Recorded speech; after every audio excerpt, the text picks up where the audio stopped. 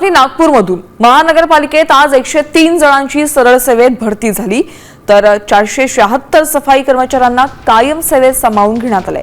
विशेष म्हणजे यात बी शिक्षण घेतलेला तरुणही महापालिकेमध्ये सफाई कर्मचारी म्हणून रुजू झालाय।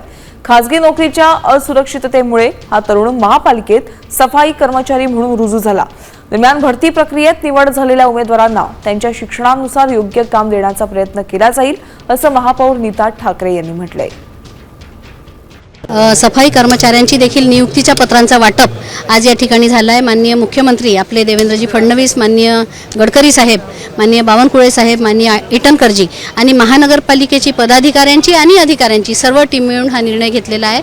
अतिशय म्हणजे वाढत्या शहराच्या हिशोबाने खरं म्हणजे आस्थापनेचा खर्च अधिक असताना ज्या ठिकाणी आपल्याला भरती करता येऊ शकत नाही, पण त्याही स्थितीमध्ये शहराच्या साठी गरज असणाऱ्या सफाई कर्मचाऱ्यांची भरती करण्यासाठीचा आदेश म्हणजे मान्यता शासनाने दिली, त्याबद्दल निश्चितपणे शासनाचे अभिनंदन।